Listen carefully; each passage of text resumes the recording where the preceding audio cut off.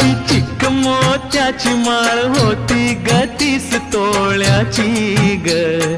चिक मोत्याची माळ होती ग 30 तोळ्याची ग.